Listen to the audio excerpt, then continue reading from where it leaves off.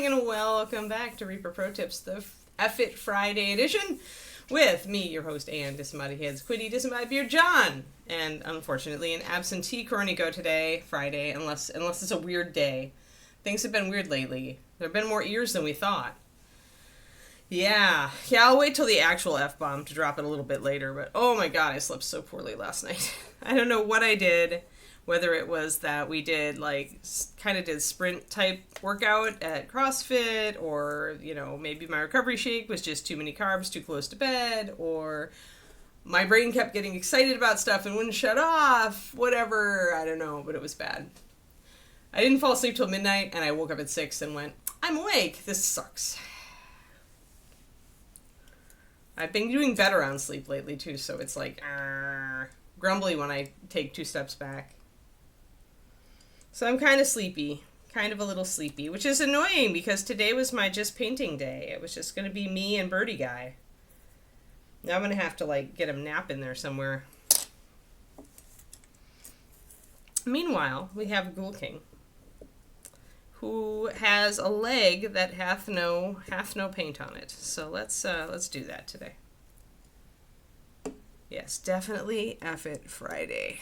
Oof. Oof. It Friday.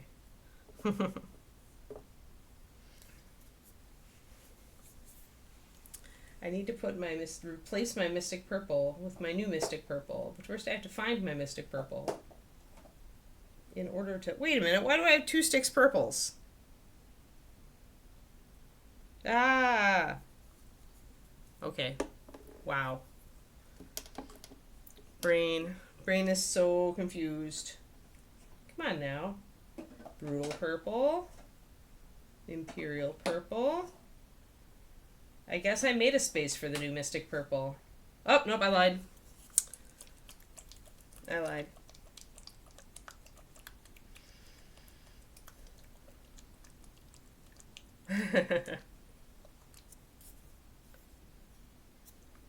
It's possible. I don't know, we could all be turning to stone slowly. Eventually, right, we'll be petrified, just like dinosaurs. One would think, maybe, in a few millennia. Maybe a few hundred millennia. I don't know, how long does it take to petrify something? Probably a long time. Alright, so I have Mystic Purple from the box and Mystic Purple, and they appear to be identical. So I guess I just have a lot of Mystic Purple, guys. I guess I just have a lot. I won't say too much, because whoever has too much purple... I think I even have an extra one.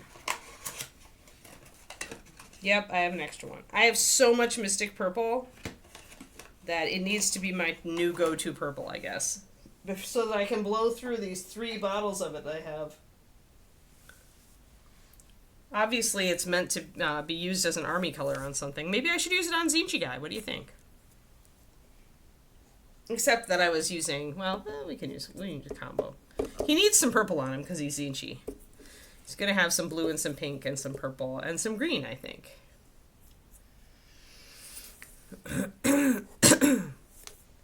Alrighty. So, we need our 6 purple, we need our brown liner, our shadow colors here. The brown liner is really just for lining and for shading the 6 purple. The 6 purple is for shading everything else. Yeah, David and I are both so happy it's Friday. Him, because he's got President's Day off, so he has a 3-day weekend coming up. I do not have a 3-day weekend coming up. I am just relieved that it is, in fact, the weekend.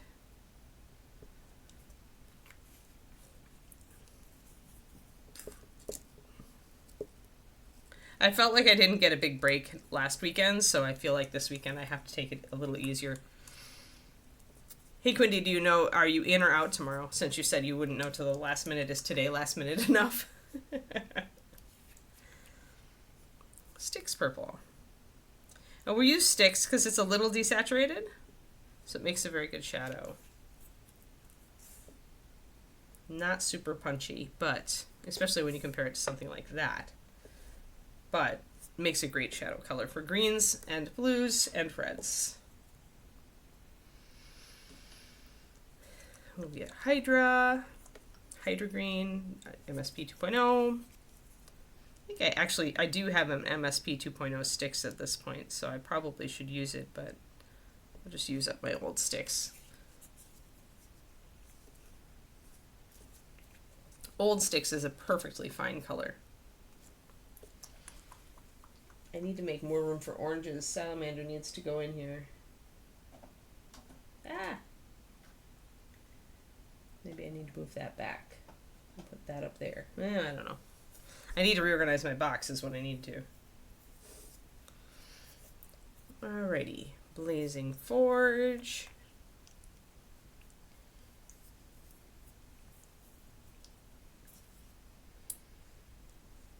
Okay.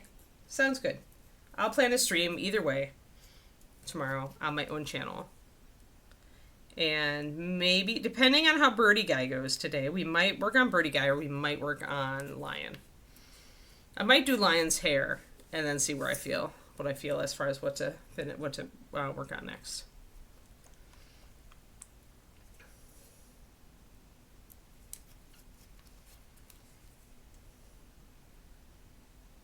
And I'll show you guys my colors as usual for this guy because they're pretty after I get them all on my palette. But yeah, I will stream tomorrow around 3 to 3:30 p.m.-ish Central. It depends on how long my run goes in the morning. Usually if my run goes a little long or I start a little late, then I tend to be closer to 3:30 p.m. If I'm on time, I tend to be closer to 1 p.m. It's all an ish. It's all an ish. It's my day. It's a day off. I choose to stream anyway, so I am not super punctual about it. Yay, there's our pretty colors. It's such a rainbow. It's so pretty. So we've got brown liner, Sticks Purple, the new Hydra Green, which is a very pretty olive, Blazing Forge, which are a new pale orange, great highlight color, Pure White, and Orchid Purple for the reddish tones. And I'm going to add just a little bit of water to everybody. Ah, nice, Quindy.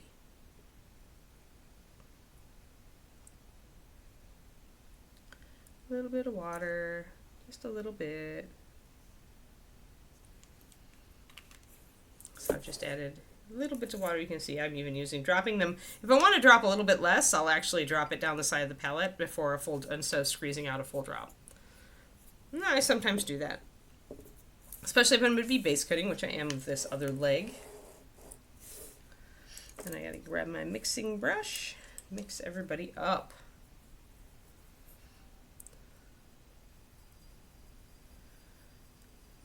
I think it's going to be a painting heavy weekend.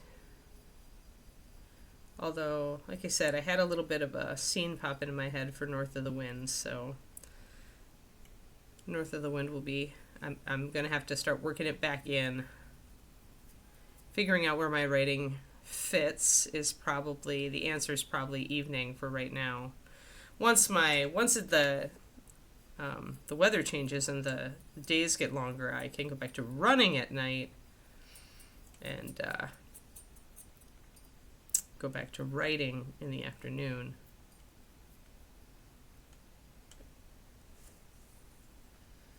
You haven't even had the chance to download it. Oh no. Yeah, you've been busy. Lots of stuff going on, huh? Well, hopefully you get your chance to veg. I know I'm looking forward to vegging a bit. I'm even planning to play some Path of Exile with David tonight.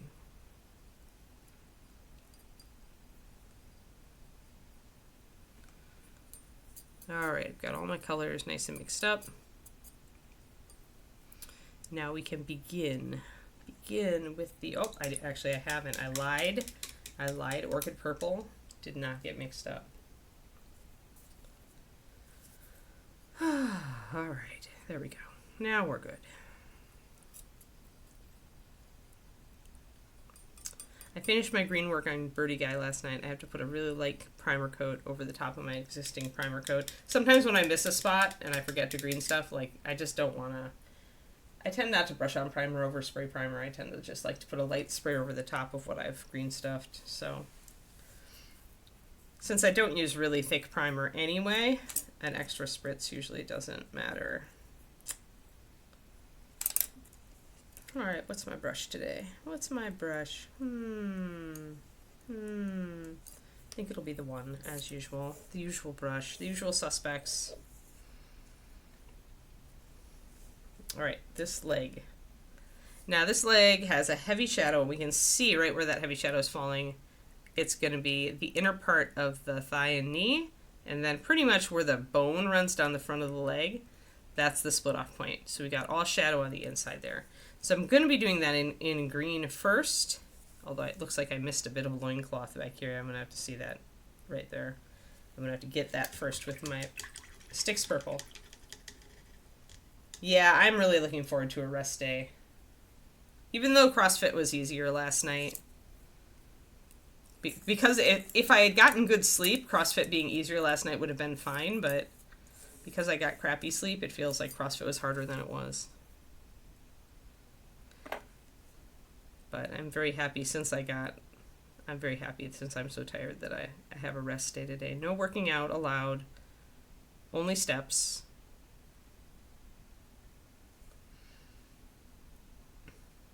Still want to get my steps. I got my walk in this morning, so I was happy.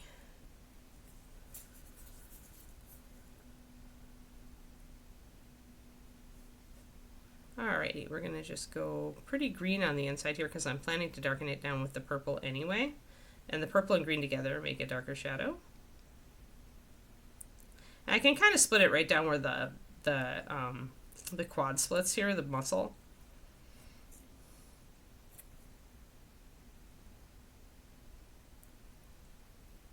Kind of do more orange on the outside here. You can see the transition. Do a little bit of a blend.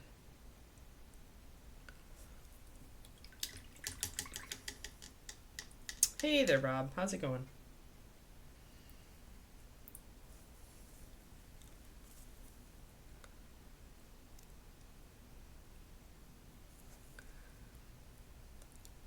It just hurts my soul when I'm planning to have a fun and easy day and I start out needing a nap.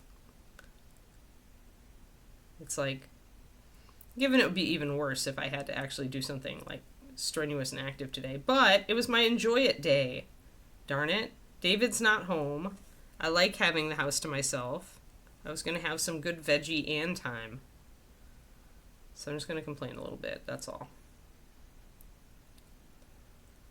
Like, I love my husband, but I also, I need me time. And when I'm stressing about work, me time doesn't feel like me time. But when I'm actually, like, moving along pretty well on work and I get time to just kind of relax and, like, focus on what I'm doing,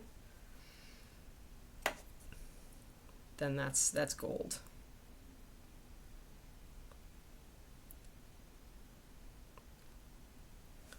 So just going to block in that orange over the top there. And then we're going to start shading it and highlighting. Oh, orcs, nice. David is coming to the orky side. He actually is I think he ordered some orc bikes. I'm like, yeah, they're big clunky models, but they're fun. They're super space orcs are fun to paint. I used to have an orc army.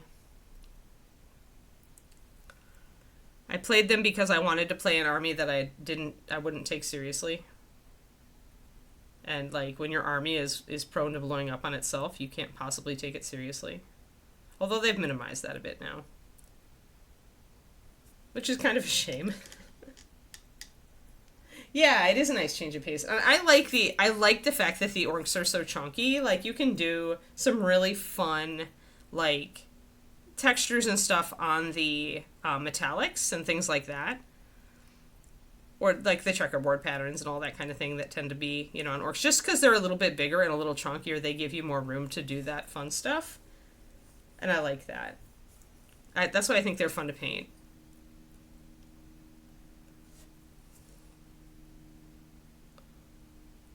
And honestly, I feel like they have the best vehicles in a lot of ways. Because you can do them so grungy.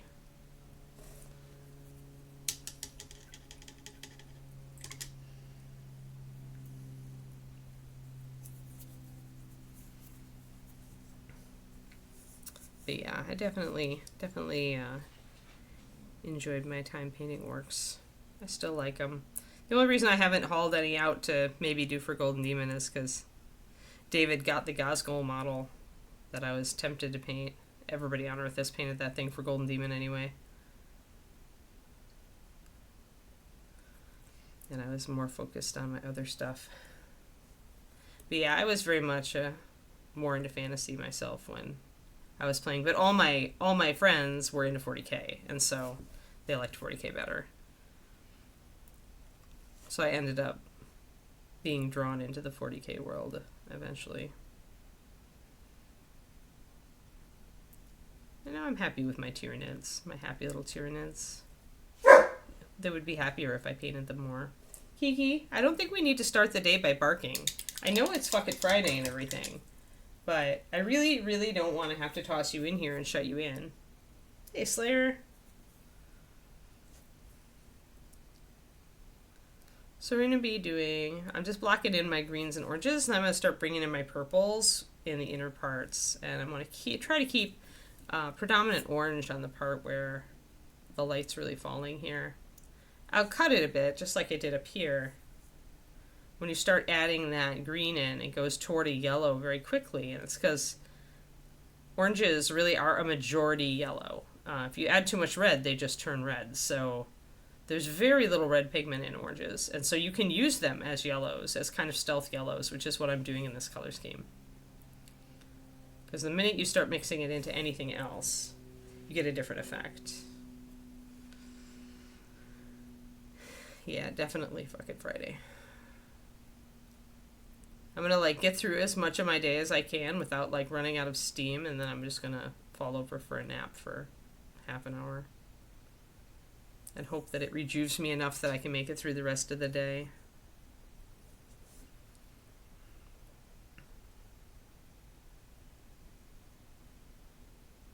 And there's a lot of wrinkles in here that I'm not catching yet, and that's just because when you're doing wet blending, it's just a little inefficient to try to get all these little wrinkles. Like, you're going to end up kind of blurring them together anyway.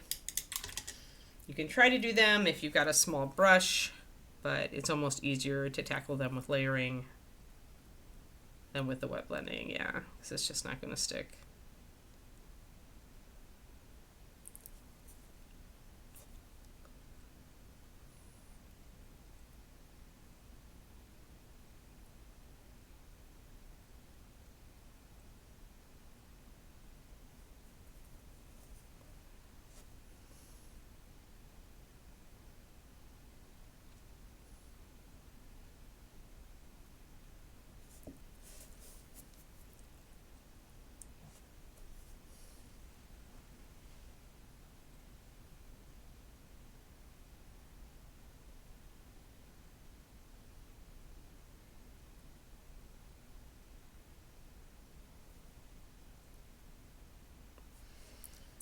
Alrighty, so very orange thus far, so we haven't gotten a lot of the green in yet.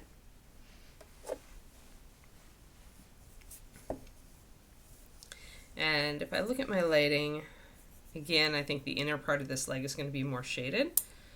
So I'm going to actually bring more green in on this side.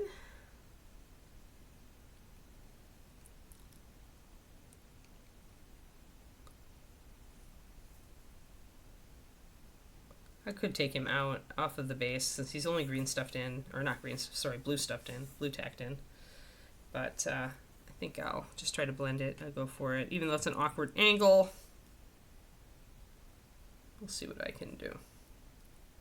Because I'm just doing a rough blend, so I don't need to be precise. When I need to get in here and really be precise is when I probably should take him off of the base so I can get at the inside of that foot a little bit better.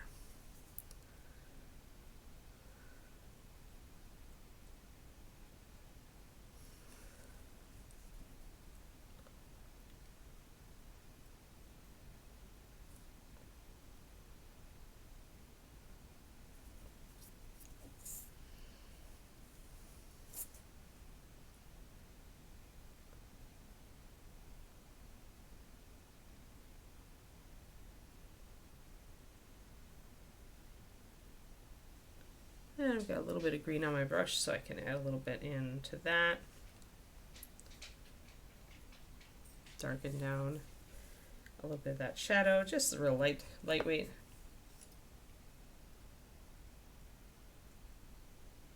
Yeah, Warhammer's larger. I would recommend. Some of the Games Workshop stuff can be pretty fiddly, and it's expensive. But if you can find, you can sometimes find them on trade channels, or, like, there are people looking to unload some stuff. Might not be the newest stuff, but you could find it.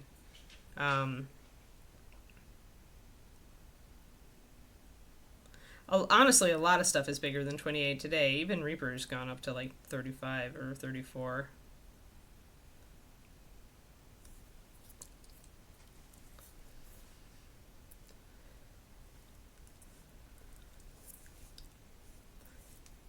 But yeah, look for character models for Warhammer or Age of Sigmar.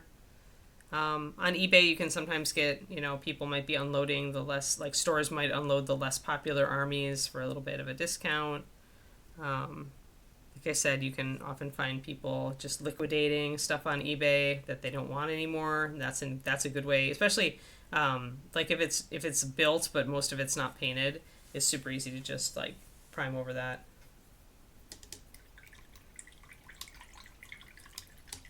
Yeah, I've heard that Warcrow's nice. I haven't looked at their stuff. I would think there'd be a ton of options for you out there, Kodiak.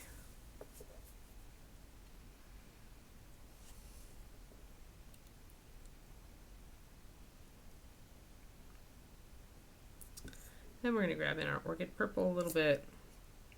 Start working a little bit of that along the bottom of the foot.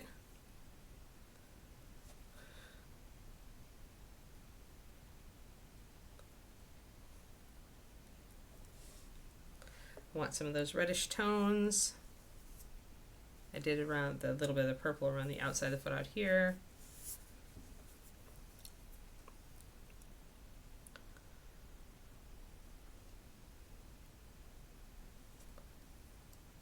Yeah. And I enjoy painting GW, but I really try to get the stuff like when there's a new release like battle box of an army I really like. It's usually, if you add up the cost, the value of everything, it's usually at quite a discount. So I tend to do that. Like that's what I did with my Tyranids and Sisters. Because otherwise the character models tend to be prohibitively expensive. The only time I buy a lot of GW is like when I go to Texas, because I go to the Games Workshop store and I always want to help Brett out because I really like the manager. And so I'll plan to drop $200 or more when I go to that store, even though I know like I could use that $200 and get so much more from, a different company.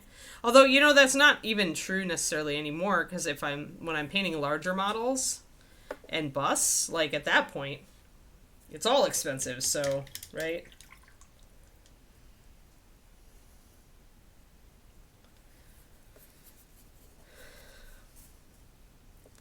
But yeah, actually, check out Warhammer Underworlds Kodiak, which is their little skirmishy game. They've got one, I think, for both 40k and fantasy. I think Warhammer Underworlds is the fantasy one. The nice thing about Underworlds is that since it's a little skirmish thing, all of the models have real character. They're all very different. So even though you're getting kind of a small unit, they all look different. They all have different vibes, and there's some really good sets.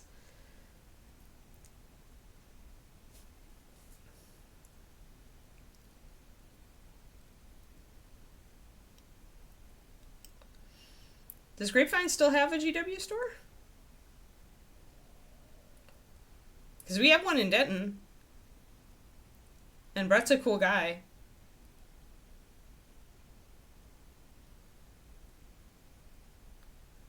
I didn't know that the Grapevine store was even still open. But I guess they started rebounding a bit on their store openings, closings, things. But yeah, I love this model, John. It's fun. He's a really fun paint. Super fun paint. So we've got that like blocked in now.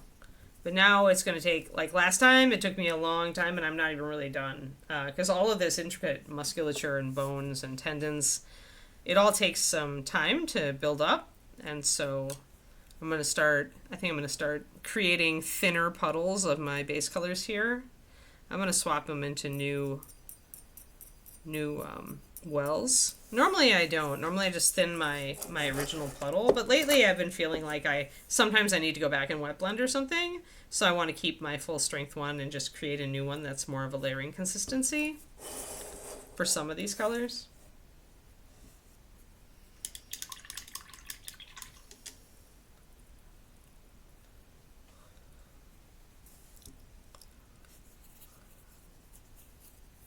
Alright, so let's get in focus and fix it.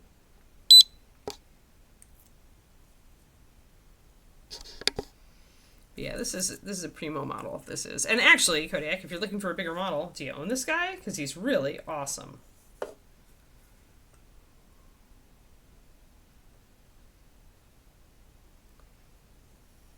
Oh, the big one's still open. Oh, I didn't know that. Maybe I'll have to make a trip. Although, like I said, because I like the manager so much in Denton, it's like, if I'm going to drop $300 at a store, I'd rather drop it. I'd rather drop it there, because then maybe that store stays open. It's just so much more convenient when I'm at ReaperCon to run there than to run all the way to Grapevine.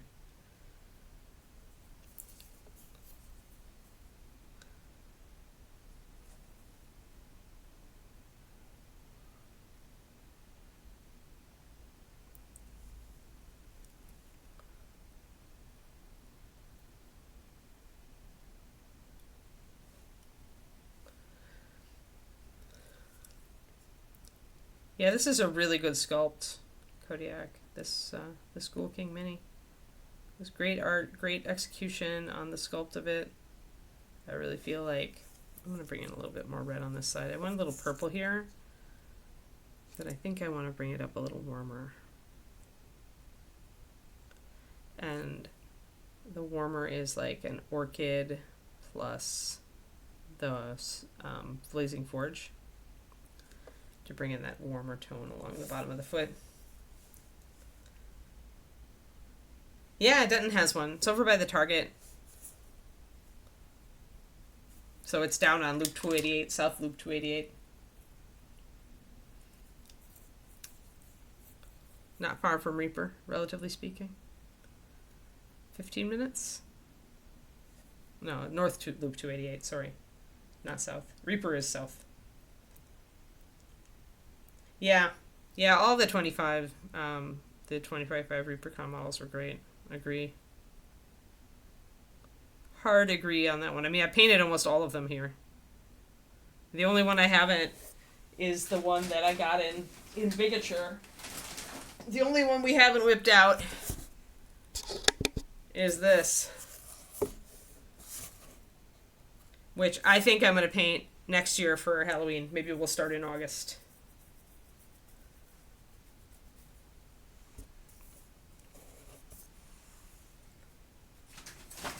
Ghosty lady. Yeah, she's fantastic. So, yeah, even if I don't finish Mr. Ghost Knight, we'll finish him eventually. I just got a little bit, like I said, I wanted to paint the horsey. I painted the horsey, and then I was like, I want to switch models. Sometimes it happens. So the consistency of my layering for this isn't, like, super thin. I just want to be able to, but when you pull it really thin off your brush, you can see that it's really see-through. So it looks thicker here, but unload your brush, see how much it really, and you see it's really quite lightweight when I get it out here and stretch it out. Oh, sweet. Yeah, Max was cool. I was happy to meet him at ReaperCon. Good artist.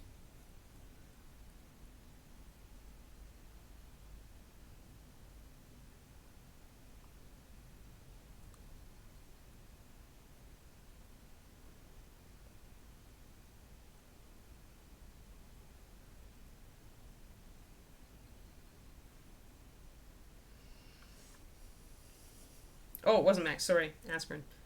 Well, who's Max then? Who's done the... Did Max do this art? Oh, wow. 4 Headmistress Witches. That's interesting. Those should be popular. What art, or what has Max done then? Remind me.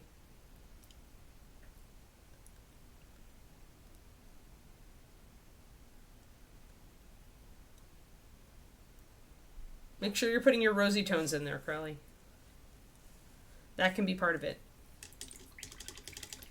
Human skin has a lot of variation in it. Now, given I'm putting variation in this guy's skin also. Kiki, that's a no. Settle down, okay? Hey, good girl, come here. Yeah. Yeah, good girl. Hi there, Fuzzball. What's up? What's up, Fuzzball? Oh, yeah. Well, if this is, yeah, well, this is, Ron already, oh, Ron has sketches from Max and he's not showing us. That sucks. You can't say headmistress witches and then not show us. What the F? It's like he's waiting to actually build suspense for ReaperCon or something. Like, when did this happen? What happened to just shooting our entire, cabanza out of the barrel and, 9 months before the con and nobody caring by the time it happens? Oh, man. Oh, Papa, is Mommy salty today? Oh, no, salty Mommy. You probably would like to lick a salty Mommy, huh? Yeah. Salty, she says. That's why she likes to lick me after my workout. Yeah, you're very silly. You're such a silly dog. If only the stream knew how silly you were. Yeah, it's a good girl. Ah, okay. Alright, 30th Anniversary Dragon. Oh, okay, cool. Alright, yeah. Black line art style. That makes sense. Cool. Well, that's exciting. I can't wait to see it then.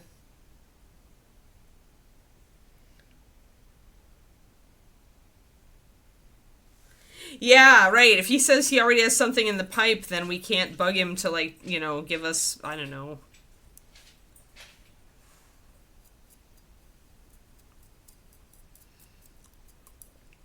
Like, the first thing that popped to mind was a walrus wizard, but, I'm sure there's even better.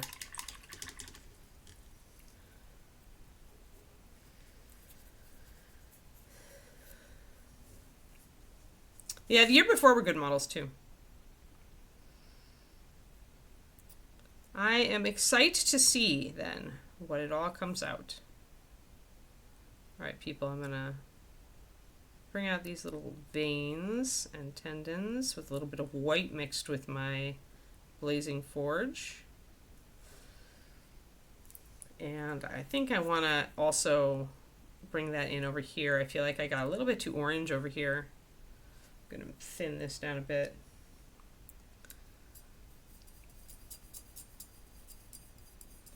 Well, it's good. I mean, it's good that Ron is on ReaperCon, like, super early.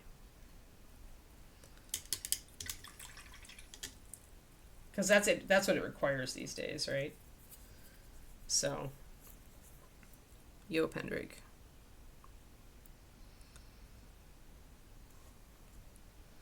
Just gonna bring in a little bit more, take a little bit of this more vibrant orange out of here. I'll pile a little bit of, a little bit more green on those knuckles maybe. Although the shadow of that leg going over the foot is kind of what we're dealing with, so maybe I just lighten up on the outer side here, where the shadow isn't falling.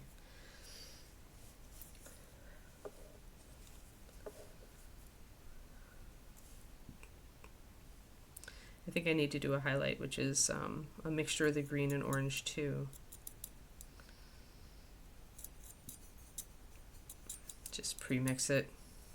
So my highlight colors coming up are like this. I've got my shadow there. I've got these two. I'm thinning these down. This is the orange plus green. It's kind of the in-between color.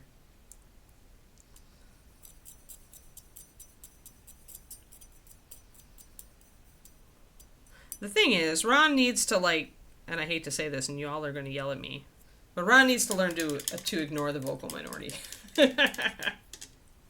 Because you know what, you guys? You think a cave whale is so cool and all. And we'll sell 100 of them. But will we sell 1,000 of them? No. Will they sit in our warehouse taking up space until we have to put them on sale or get rid of them some other way? Probably.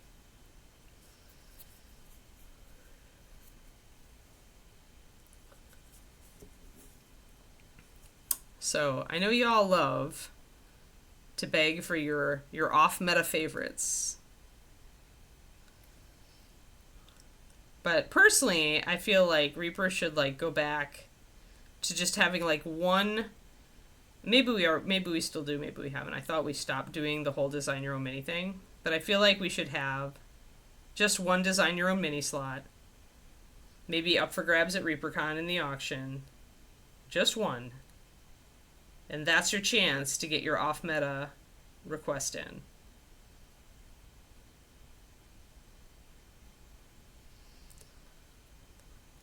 I don't know. Maybe Reaper's making more money on this stuff than I think they are.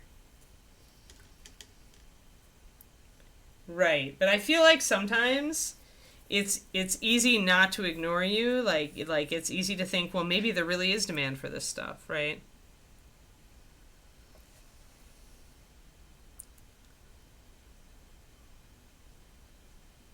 I mean, Reaper loves to meme, and that's obvious, but... And I appreciate a good meme myself. But sometimes I worry. Sometimes I worry that too many of chat suggestions become real things. And I kind of worry about, like, how much product Reaper gets stuck with because of all that.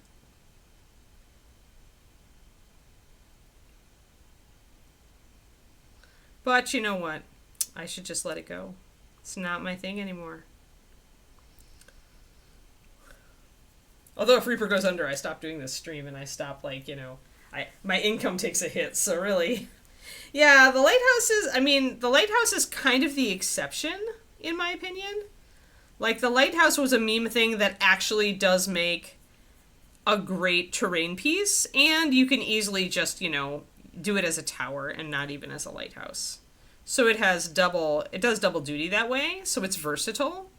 So I feel like the Lighthouse is very much it's the exception that some might say proves the rule, but I don't feel it does. I don't know that exceptions ever prove the rule. That's me. I was tuning up this area on the heel. I got a little splotchy down there, so hey, Laura. Hence the conversion kit. Yeah. Yes, Turducken memed out bad, like it, but, and you know what? And for that little stuff, John, you're right. I don't so much mind. But if when there's a big thing, like a cave whale, like that kind of thing, you're kind of like, you're rolling the dice a little harder there. You got a little bit more that you're gambling when you do a big piece. Turducken is pretty easy, especially if you're just printing it. You put it out, if it only says 12 copies, you just don't have to print anymore. But if it's a big piece and you have to go to bones, that's a lot more. Big pieces are a lot more gambly.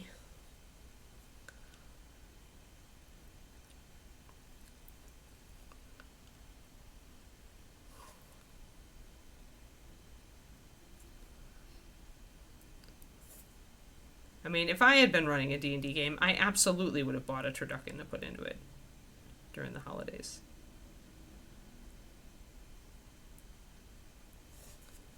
So, no arguments that the Turducken truly is an exemplary piece of workmanship.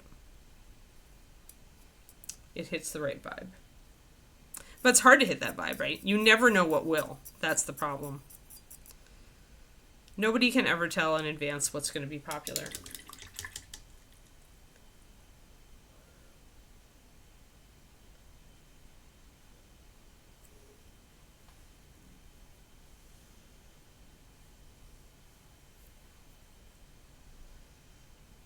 Yeah, exactly. Yeah, STL only is one option for sure, Reaper.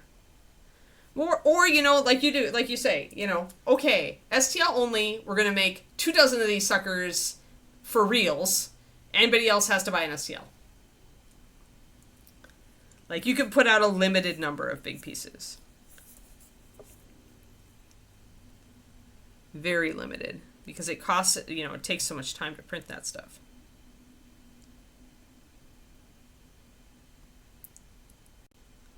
Who knows? Eventually we may finally get super fast, really high quality 3D prints. And then, you know, then it'll be great because it'll be inexpensive, you know, less expensive for Reaper and less expensive labor-wise, you know. But they still have to clean all those prints, right? That's the problem.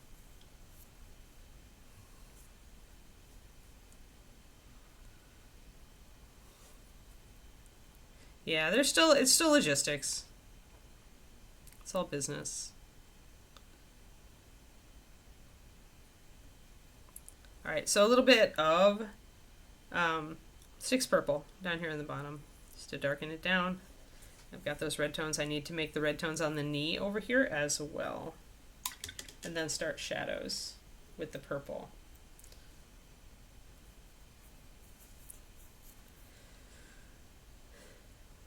But yeah, I think STLs for the big stuff makes a lot of sense, John.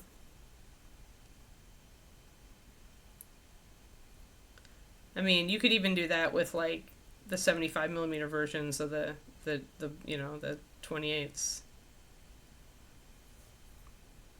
If you can find a way to, you know, I don't know what the licensing is around those things with the sculptors. If it matters or if it doesn't. No idea these days.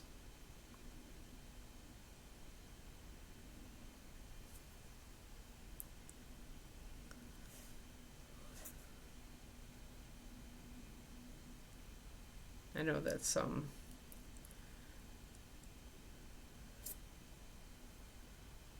sculptors would rather do STLs themselves instead. And some are cool with it.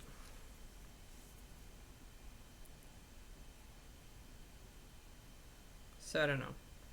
I don't know how that's going to go.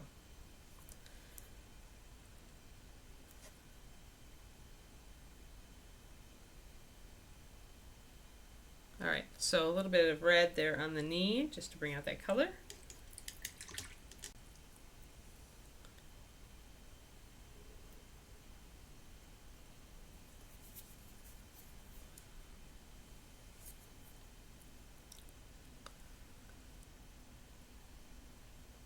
Need to make this a little orangier. A little warmer down here. It's a little bit less pink than I wanted it. A little red, less red. Okay, now I've got that coming in there. Okay, there we go. Feel like that works. Happy Friday, Richard. What's up? And Michael. 2 beta readers in 1 stroke. Poof.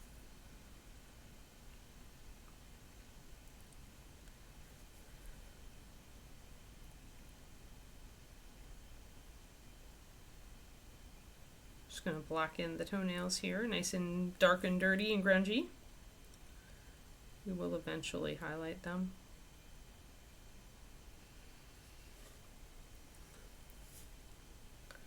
I'm very happy that it's Friday. If only I had better sleep, but that's all right. Naps can address that.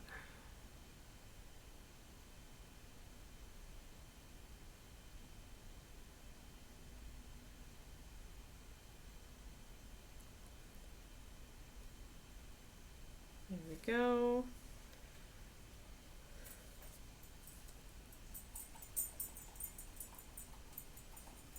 Oh, I got word from Ingram's that my hardcovers are in the process of being deleted, which is good news, not bad news, much as that might sound a little bit alarming to those who aren't in the know. It means I can proceed with my rebrand sooner rather than later. It's been 2 weeks since I emailed them, so I'll have to check. Yeah, I'll have to check and see. And I'll probably do hardcovers again. I don't know. It's just not a priority right now. But it's not like I don't have the cover files and everything, so.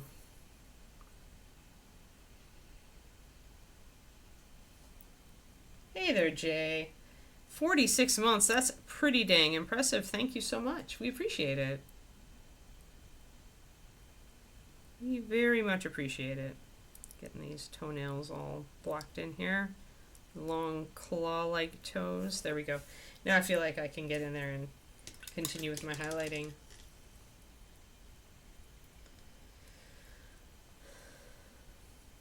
But yeah, so now I have to get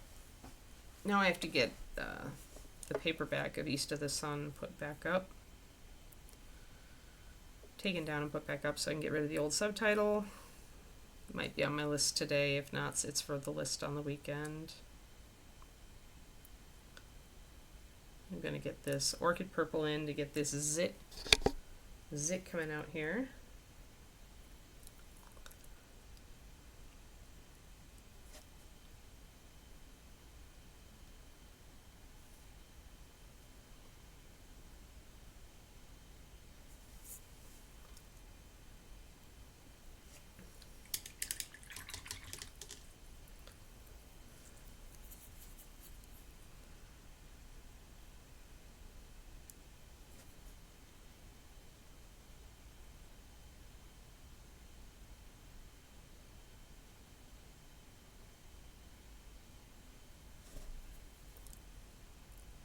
And then putting in a little bit more shade here. Throw in some shade into this area.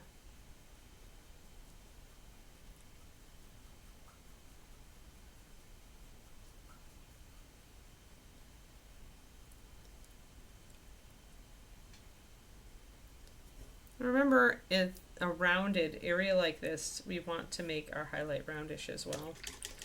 So I'm going to grab some of my Blazing Forge plus white, and I'm going to try to create more of a round highlight here.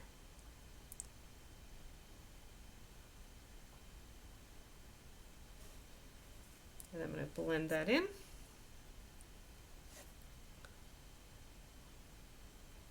By going straight to the Blazing Forge without the white in it and using that to paint over the edge of that highlight.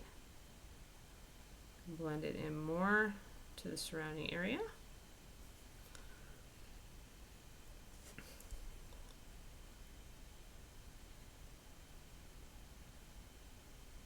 And then I can get a little bit of that green as well and do kind of a bit of wet blending right there on the verge.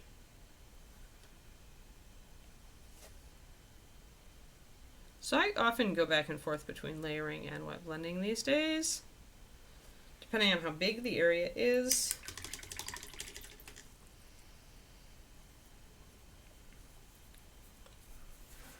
What I'm trying to do.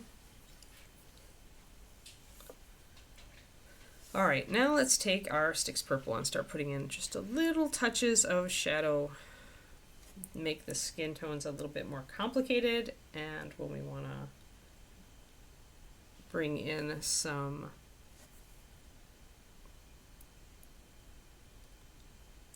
darker tones, like in here for this, I can just put little touches of that purple in there. It brings in a more complex shadow. It instantly makes it more interesting. So the shadows now have more than one note.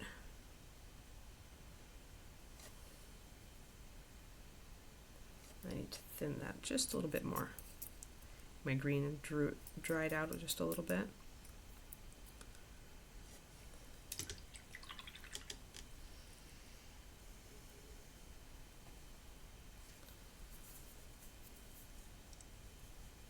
Yeah, I'm pretty happy with this foot now, but I really want this foot to get better.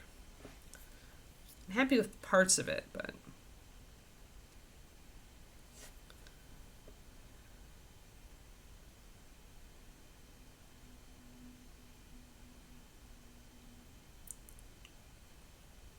a little bit more purple.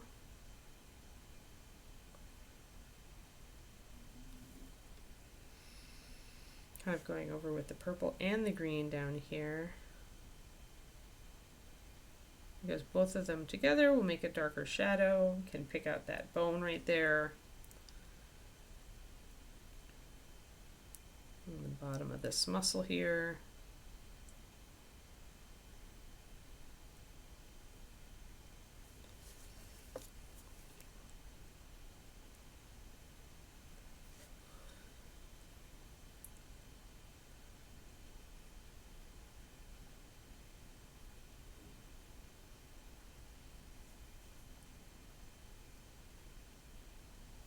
And I'm taking some Sticks Purple and putting it between the toes here. So when you've got a sufficiently dark shadow color, you don't need a line between toes and fingers. You can use that shadow color to do it instead. Like essentially you're still lining, but you're using the color you're using for shading in general. Tends to be a little bit more organic. I do want to bring that purple shadow in on the inside of the foot a bit over the green. And I'm going to want to bring it in big time on the inside of the legs. So I'm going to start blocking that in now. Just putting that thin layer of purple over the inside of the leg there, and it instantly creates a hard shadow. Even though the purple's really thin,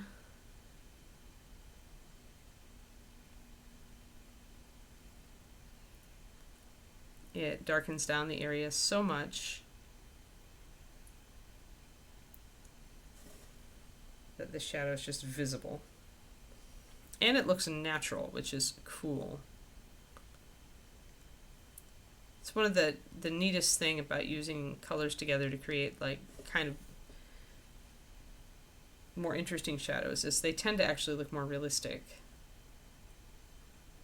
Even though I'm shading green with purple and it shouldn't look realistic, the overall impression that it's giving me is much more realistic than when I was just using a darker green.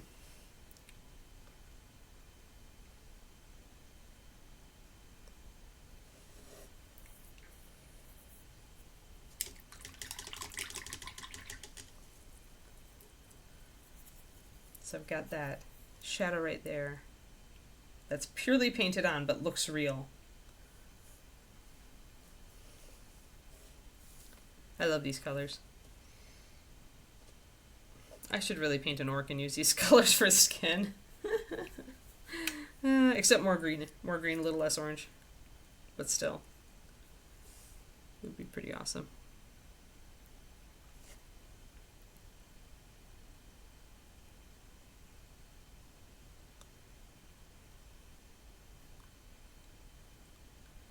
Wherever I want just a little bit more shadowy punch, if I want things to stand out a little bit more, remember we need contrast to have that. That's where I'm going to put in some of this purple or purple mixed with green. And I don't want to go over everything with it, but I do want touches of it. And now the toes are standing out a lot more. Now I'm going to bring in just the green for some areas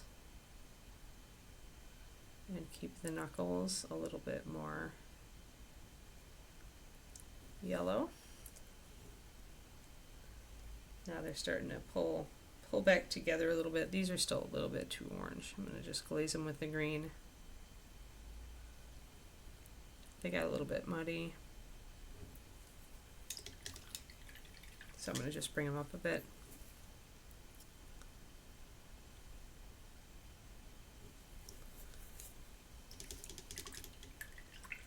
So again, that foot's, kind of in a little bit in shadow, so I can afford to be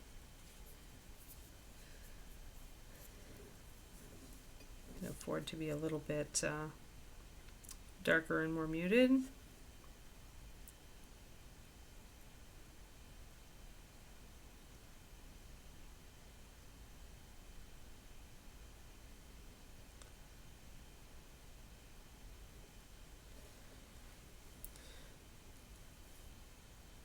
That's better.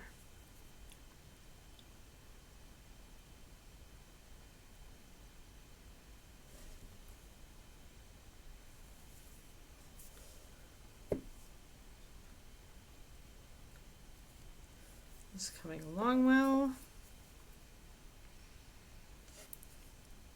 Bring that shadow up just a little bit.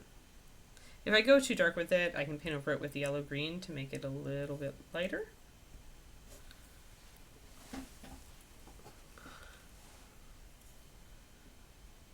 Alright, so then we gotta tackle some of this that's just really blocked in.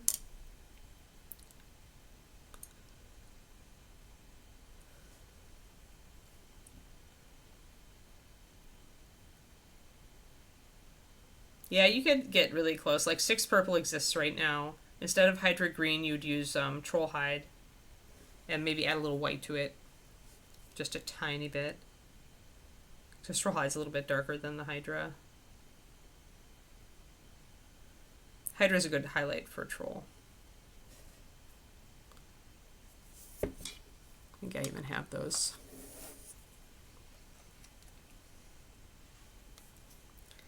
Yeah, you can see they're quite different. So Hydra Green is a good highlight for Troll, or Troll is a good shadow for Hydra, depending on how you look at it. But it means if you want to get close to Hydra and get these colors nailed, you'll add a little white to your Troll hide.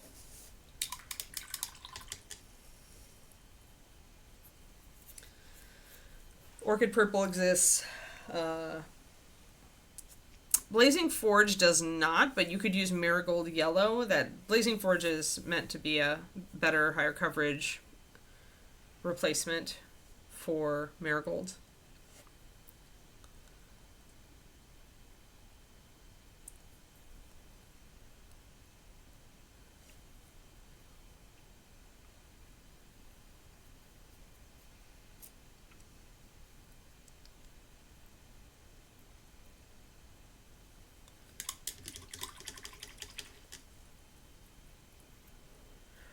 So that would be the colors you would use.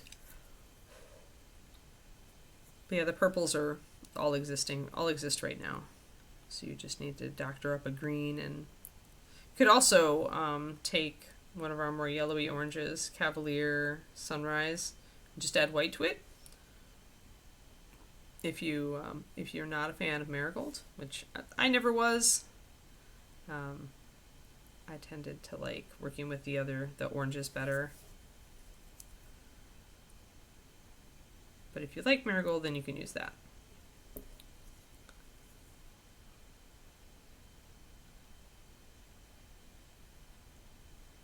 Or something similar.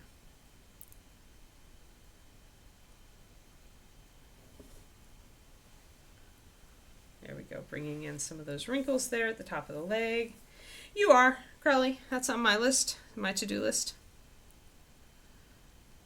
It'll be rough. I mean, obviously a lot of colors will be close. Like, for Marigold Yellow, I'm going to tell you, use Blazing Forge, but... Or, I guess, sorry, Salamander is the equivalent. Salamander is the equivalent for Marigold, and then Salamander plus white, or Marigold plus white. So this is more Marigold. So, yeah, okay, sorry. You need to add white to your Marigold in order to get Blazing Forge. But, yeah, Salamander is the Marigold sub. Yeah, and they're not going to be perfect, but I mean, it'll be essentially, if you're using Marigold for this, you can also use use Salamander for it. So.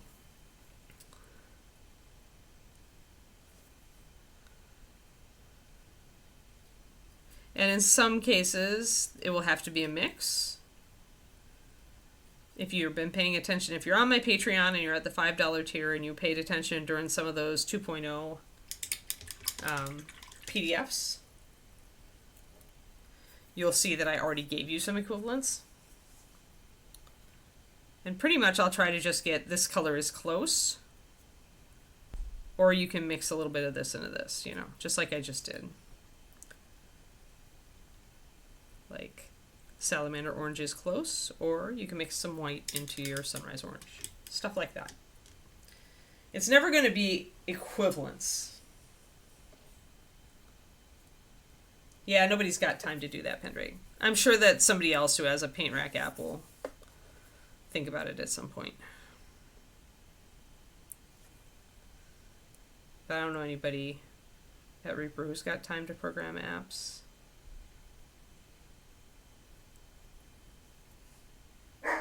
Reaper is very small now. Like, you gotta remember, even smaller. Like, we used to say it was small when we had like 35 employees. Hey! And now it's a little bit smaller than that. So yeah, not everything needs to be an app.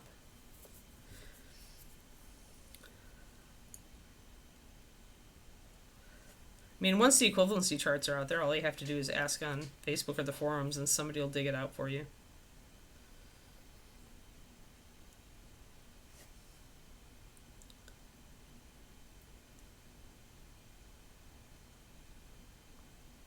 But hopefully it goes up on like the website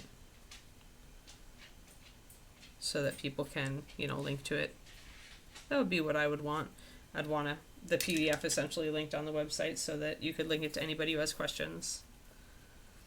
Better than an app, which I don't want to download or...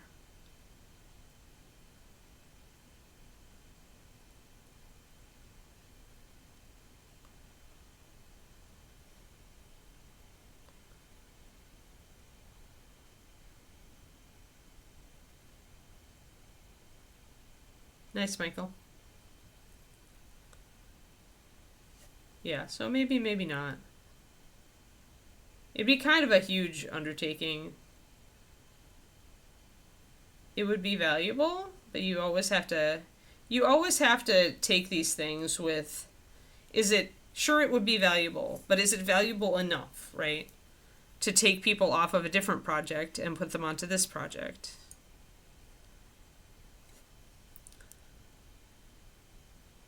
Is it worth it in time or money or energy? The answer is not always yes.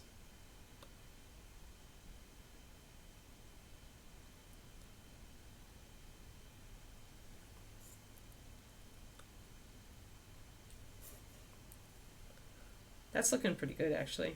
It's getting there. But yes, ideally it would be on Reaper's webpage so that people could just link to it.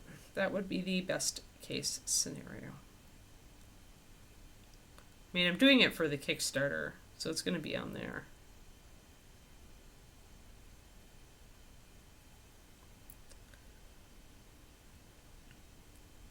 At least I assume it will be. It's up to Reaper, though. I'm going to get a little bit of a highlight here for this kind of muscle. Those wrinkles are coming out nicely. And that muscle looks good. I'm going to add a little purple in here to blend into the knee. I mean, it's just you gotta always remember that Reaper's not Games Workshop. It doesn't have infinite money and resources. Yeah.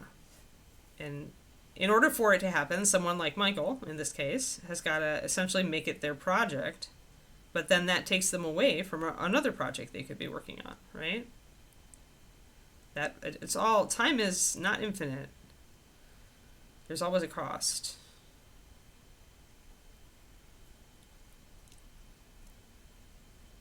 I'm going to put a little bit more of the purple in down here. A little bit more.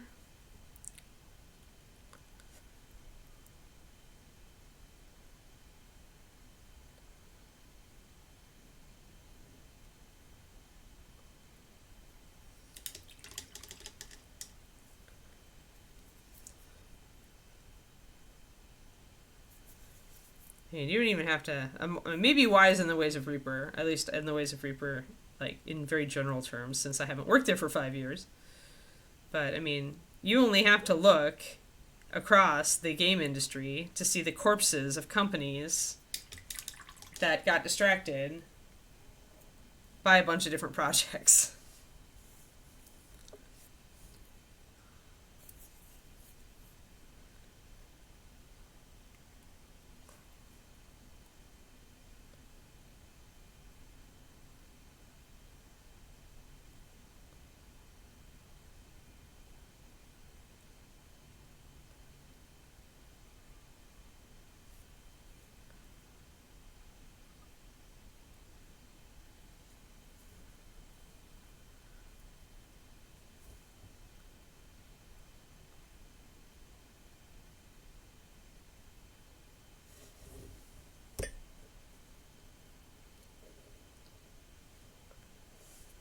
Yeah, and there's only too much of that you can do before you start just overcommitting.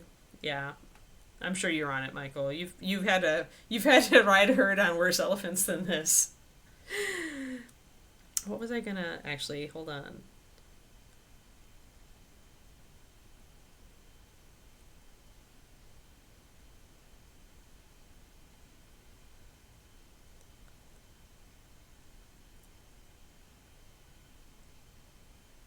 Yeah, yeah.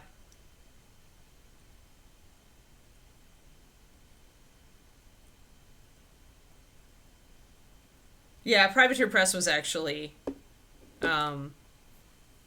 the one that came to mind when I said that. They're not dead, but like the thing that like made them the company they are, they totally like handed off to Steamforged, right? And instead, they are focusing on Monster Apocalypse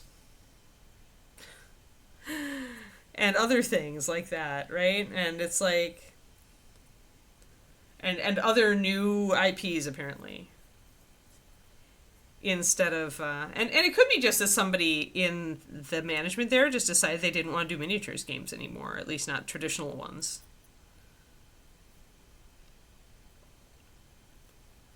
But when I first heard that they were going in that direction, after, having built themselves to a company, that was Reaper size, easily, maybe even a little bigger, with War Machine and Hordes, which were very popular games at that point, I kind of raised my eyebrows and went, oh?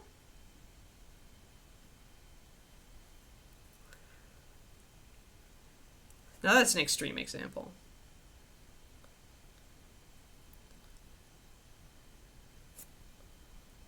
And who knows, maybe they'll come up with a new IP that's amazing and it'll pay out for them and they'll be a powerhouse. We have no way of knowing. It's always a gamble. Yep, they handed off War Machine and Hordes. Steamforged owns it all, and the paint, yep. They decided Monster Apocalypse and other new IPs, nebulous other new IPs, were what they wanted to do. And it could just be, they, like Reaper, we're a smaller company. It could just be that the creative direction, they were just like, I'm bored with this. I don't want to be stuck to this game forever. It could just be like that. And there's nothing wrong with that. If they lost the passion for the game they created, and they decide to make the passion play and go, we like this better, and so we're just going to get rid of this. That's fair too.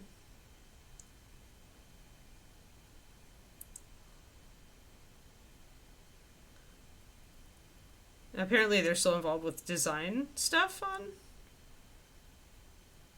War Machine, but not sure what that entails.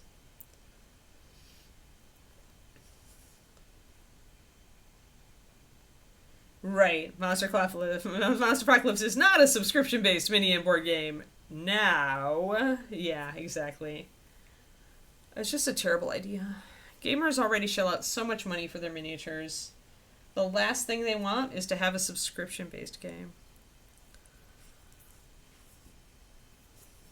Like, that would be an instant nope for me. Like, there are plenty of other... It's a terrible way to run. Because it's like, then you're actively choosing people. Like, people have to actively choose to to invest in your IP over another one, right? If there's a subscription involved. And if everybody went that way, then, I think you'd be splitting the pie pretty fine there. Yeah, apparently they want to create new things, Pendring, like Monster Apocalypse. As Michael has hinted, he thinks that they're going to try to make more money with a different business style. Yeah, I don't know. It wouldn't be the first time I'd been wrong if subscriptions actually become the norm in miniatures. It's just weird. It just feels weird to me. But I'm kind of a noper outer on subscriptions anyway.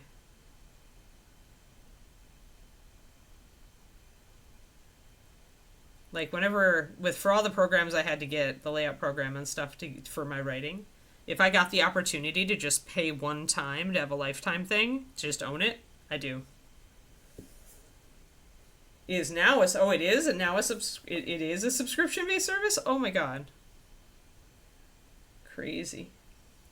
Yeah, that makes sense, Richard. And that is possible. Like, they weren't as popular as they had been. They hadn't put out an expansion, I think, I don't remember when the last expansion was, but I didn't get the feeling that it made waves, if you know what I mean. So, as you say, perhaps they just decided to cash in. And like I said, that or if that wasn't where their passion was anymore, like, those are valid reasons to stop doing something and reach for something new. And if so, I wish them luck. All right, so we're putting some purple shadows in now. More purple shadows to get some of those harder lines in. Not real hard, but I mean, this is definitely a big mass of muscle and it needs a shadow.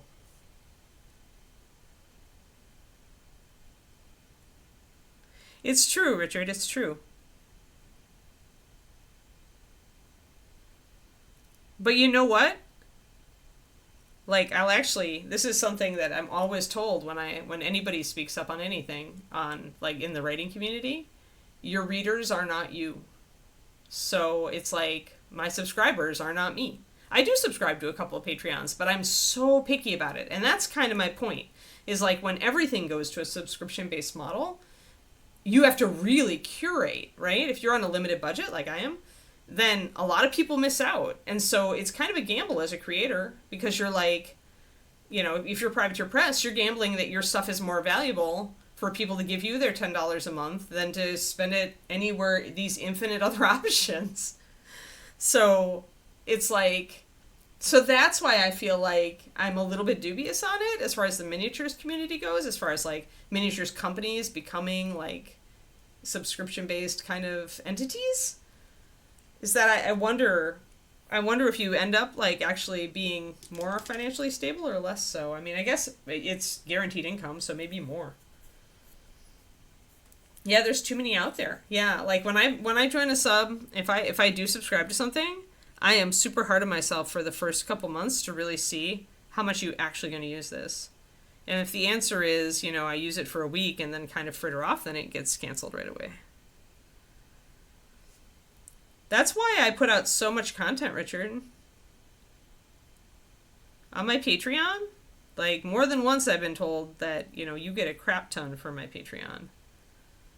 Because I myself am so picky about value and where my money goes that I never want to feel like I'm asking people to pay for my Patreon and not giving them value.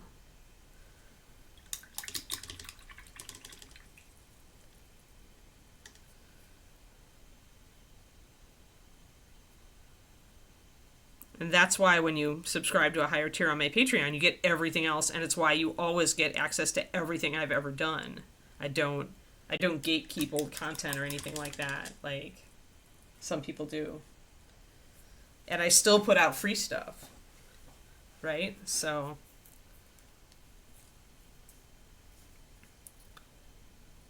but yeah, it is weird sometimes, like I see the pluses to it because I benefit from the plus to it, my income is at least somewhat stable thanks to Patreon. Without it, it would be very fraught. I would probably have gotten a real job and you guys wouldn't be actually seeing me on Reaper right now. Because I wouldn't be able to stream anymore in the mornings.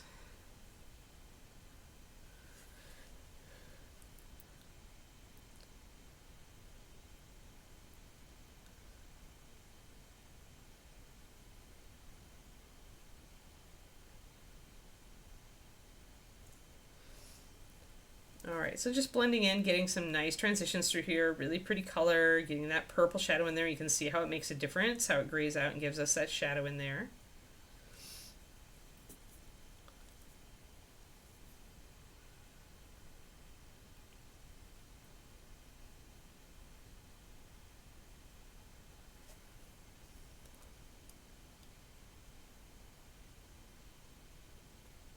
Alrighty.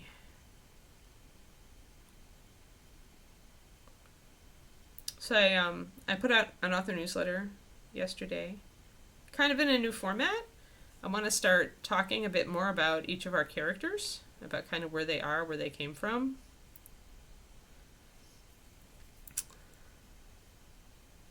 Since the new book is going to be 5 or 6 years in the future from the end of Three Favors. Kind of catching y'all up on what went on.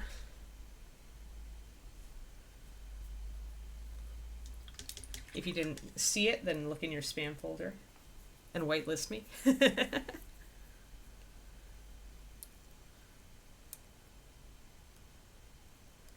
No one likes him still. Yep. Yeah, I don't ask that you like him, but I wanted to write that because I was like, I want you to understand him just a little bit.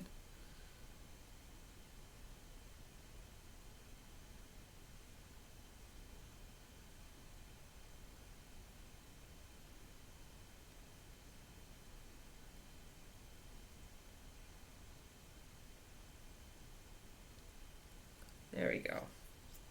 So really just kind of refining in here, trying to figure out, okay, there's actually a ridge of skin there that I need to shade under, so I'm going to add some of the shadows to that. Got my purple on my brush. Bring that out. Just trying to catch all these little details in here. There's a lot of them.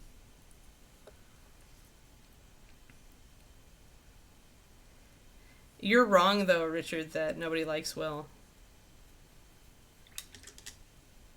Will has regularly been cited to me as the one of the most interesting characters I've written.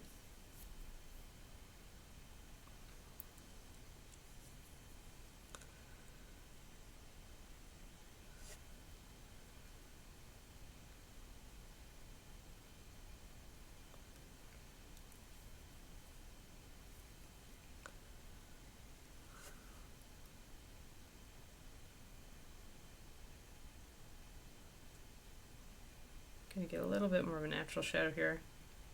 Got kind of a just linear shadow on this. Yes, that's true. You like reading about it. It's true. It's true. It's hard to like Will. That's kind of the point. But that's why he's interesting.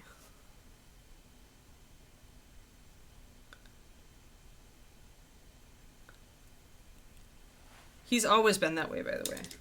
Ever since I first wrote him, he's always been that way. He's very, of all of the characters, he always had a very clear personality, where he was coming from.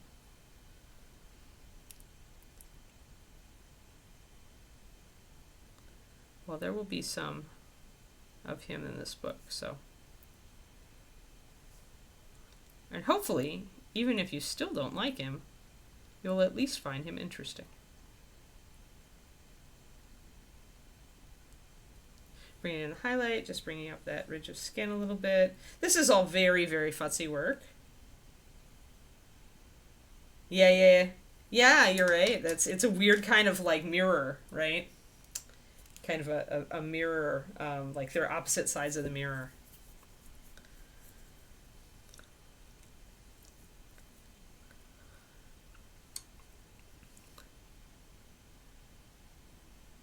Yeah, not all my characters will always be likable, but there will be enough likable ones. That's why the cute animals exist, guys.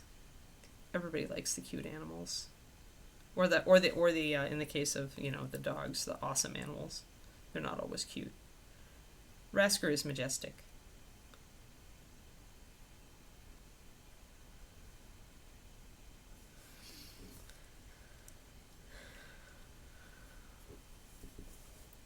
It's like the hero versus protagonist thing.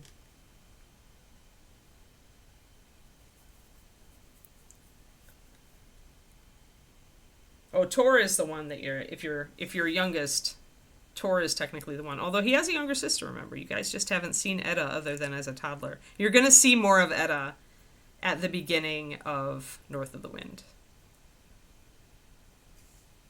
She's, I think, a very precocious 7 at that point. Yeah. Sorry, Will is the brother in between Sadis and Sola. So he's the one who told Sadis he wasn't coming home and then left. After he, I'm not going to spoil her. I'm not going to spoil her. I won't spoil her. Although everybody's probably read it at this point, but yeah, Some people are slow readers. Yeah, I really like how the back of the leg is coming out here. All of this is really subtle, but it's really looking great. It's got some good color transitions.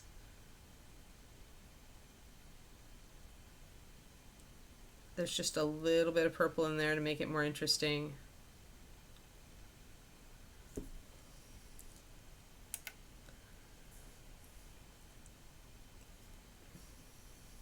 Bye, Crowley.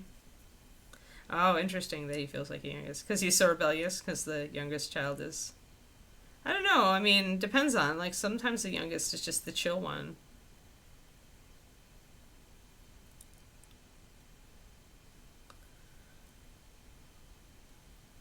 I don't think anybody is chill in this family. I mean, the closest one to chill was Sadis when everything was happy.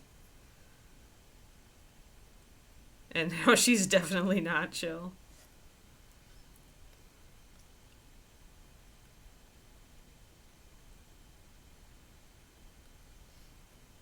There we go.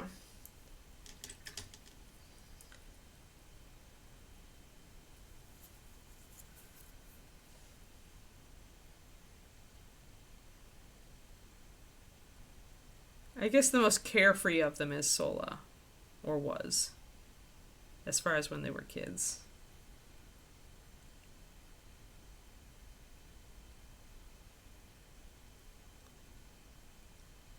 Tor's always been that kid who worries way too much.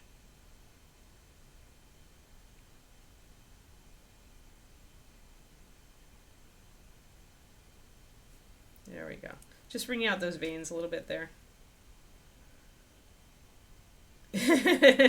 Spoilers, spoilers. Yep, I know. But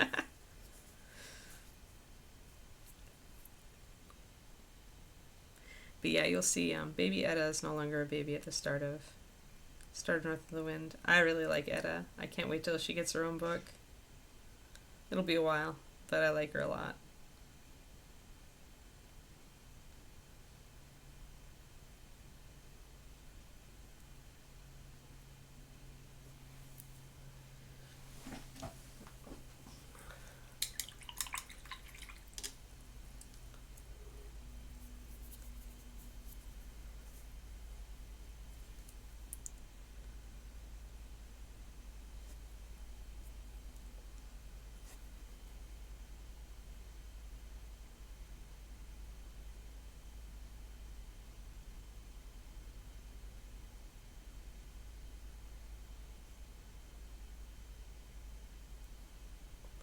There we go. A little bit more, and then that's coming along really well. I really like the foot now. All right.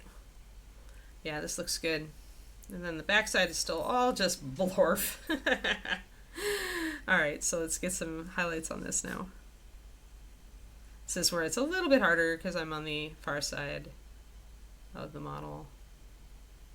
But I still want to make kind of a rounded highlight.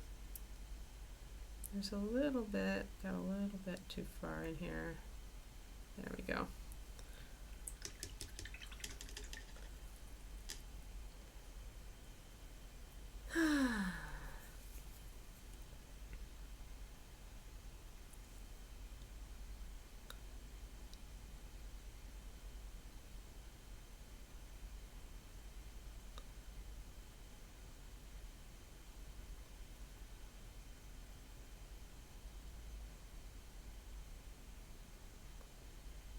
Alright, getting a little bit more green in here so that I can get a little bit more purple in there as it turns away from the light.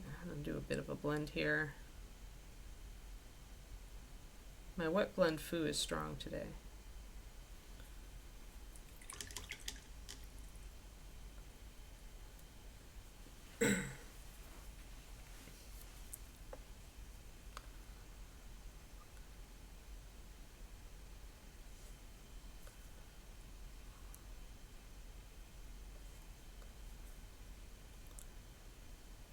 Alright, now I'm bringing my purple in. I'm going to hit the inside of the leg pretty hard, meeting up with the shadows that I did underneath.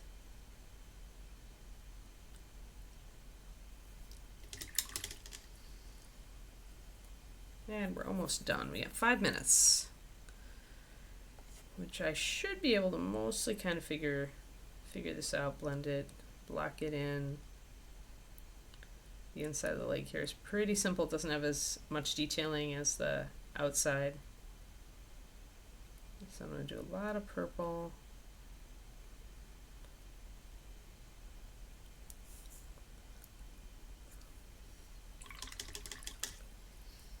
I want to get those ankle bones for sure.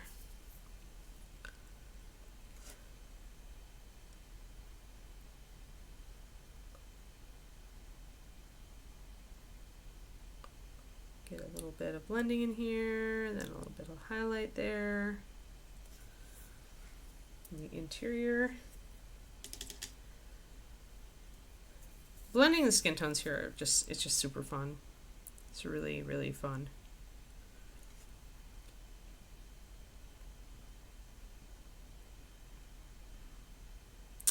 But yeah, I look forward to seeing some of you tomorrow on my stream. Again, will probably be around, let's just call it around 3:30 p.m. Standard Central tomorrow. I had been starting closer to 3, but like I said, since I've been doing my long runs, I have to drive a half hour to get to the place I do my long run, and then I have to drive a half hour back after I'm done running for an hour. So it definitely it takes up a bit of my morning, and then I have to get home, walk Kiki, make lunch, do all that stuff, and then I have to stream. So it's definitely been a little more challenging to try to get ready by 1. So let's just call it, or sorry, by 1 my time, 3 your time, 3 Central.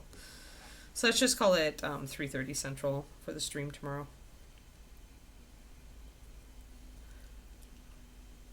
Got a little bit of a hard shadow here and a line that I have. I want to blend that in just a little bit, and we'll make that the last thing we do. I'm just going to grab a little bit of my green-orange blend here and see if I can soften that right up. Yep. Just painted right over it, blended it right in. This is why I mixed that transition color. And then down here on the ankle, I do want to bring up a couple highlights coming down there.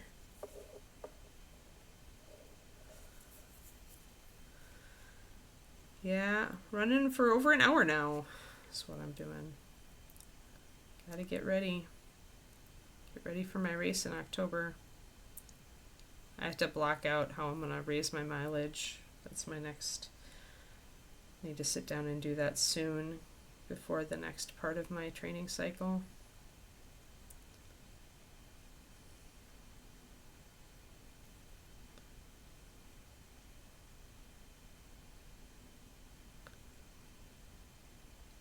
Alright, just a little bit of highlight, bring out those nice wrinkles there.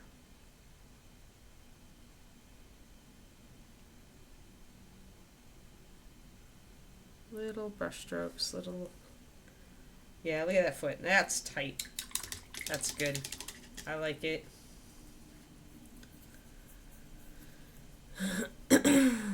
Yeah, on the other side I feel like I actually could do a little bit more work over here, but I think it's okay. This foot turned out well though.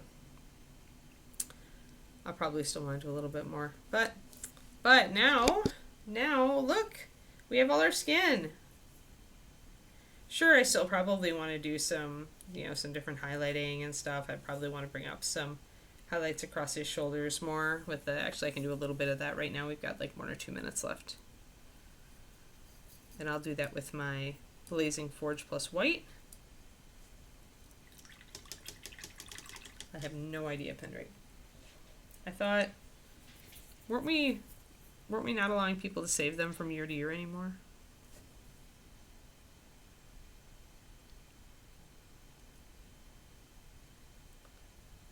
Or do you mean, oh, the online stuff? I don't know about it. I don't know anything.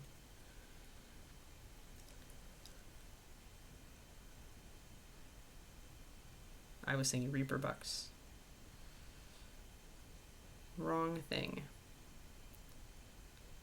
Too sleepy. I blame my sleepy brain.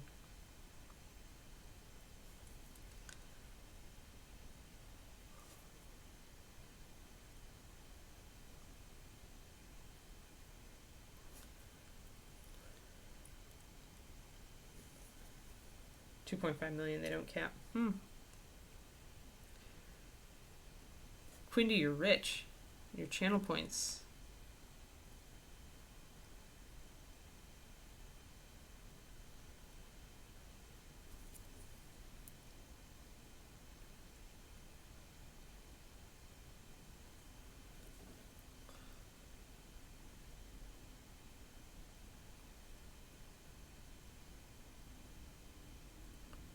There we go, just a little bit more light up here. Got light on the middle of the head here, but I can blend it in a little bit more. I feel like I want a little bit more on this big ol' trapezius up here. I might even bring up the light more with time, but right now I think this is where I want to be.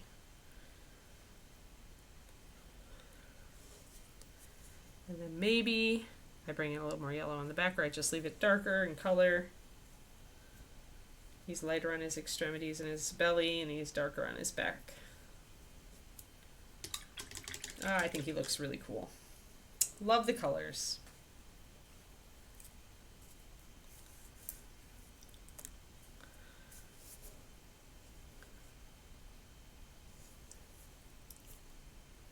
Yeah, there's still smoothing. There's still like stuff I could do, but I feel like he's in a really good place now. We can start blocking in everything else.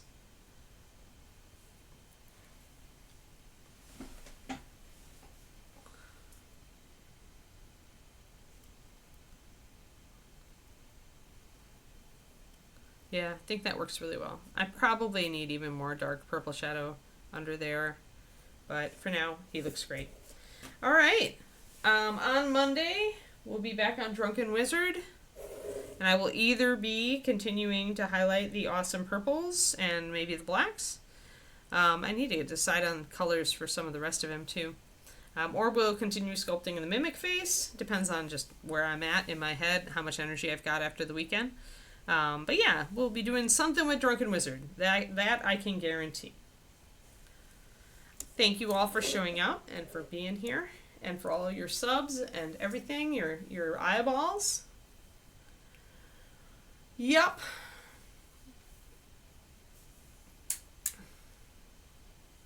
I think I might just give him like kind of parchment colored aprons, but make them really dirty. Like he's an alchemist wizard and he's been drinking his own concoctions. Like that's how I kind of imagine this guy, honestly. So yeah, thank you so much. Yeah, it was good to see you guys. Those of you who I don't see very often, Rob. And I hope you all have a lovely weekend, okay? Excellent. Yeah, extra rags for the Molotovs. Yeah, I feel it. That's actually pretty cool. Seriously, I like that. His own test subject, yep. All right, everybody. Thank you. Quindy, thank you for modding. John, thank you for modding. I hope you both have a great weekend. Quindy, maybe I'll see you tomorrow. We'll see. Bye.